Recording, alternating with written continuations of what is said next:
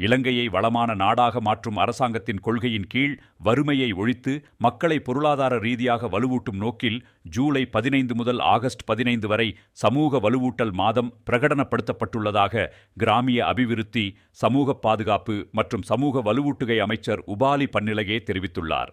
கண்டியில் உள்ள சஹஸ் உயான வளாகத்தில் நடைபெற்ற சமுர்த்தி அதிகாரிகளின் விழிப்புணர்வு நிகழ்ச்சியில் கலந்து கொண்டு உரையாற்றிய போதே அவர் இதனை தெரிவித்தார்.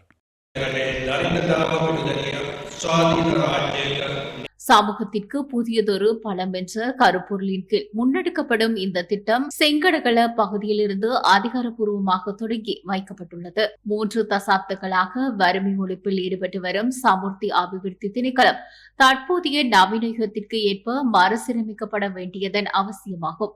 கடந்த காலங்களில் அரசாங்க மாற்றங்களுக்கு ஏற்ப பெயர்கள் மாற்றப்பட்டு வந்தாலும் தற்போதைய அரசாங்கம் பெயர்களை விட கொள்கைகளுக்கே முன்னுரிமை அளித்துள்ளது. அசுவசும திட்டத்துடன் இணைந்து வறுமை கோட்டின் கீழ் வாழும் மக்களை வலுவூட்டும் பொறுப்பு சமுர்த்தி அபிவிருத்தி திணைக்களத்திடமே ஒப்படைக்கப்பட்டுள்ளது.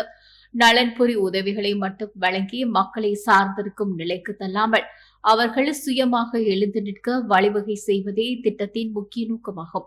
இதற்காக ஒவ்வொரு குடும்பத்திற்கும் தனித்தனியாக குடும்ப அபிவிருத்தி திட்டம் தயாரிக்கப்பட உள்ளது.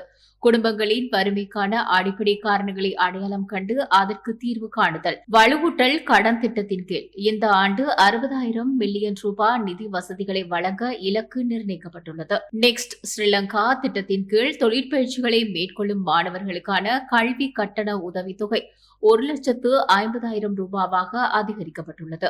சமுர்த்தி அபிவிருத்தி திணைக்களத்தை விற்கப் போவதாக அல்லது மூடப்போவதாகவோ பரப்பப்படும் வதந்திகளை அதிகாரிகள் நம்ப வேண்டாம். இந்த திணைக்களத்தை நாட்டின் வறுமை ஒழிக்கும் மிக சக்தி வாய்ந்த நிறுவனமாக மாற்றுவதே அரசாங்கத்தின் இறுதி இலக்காகும்.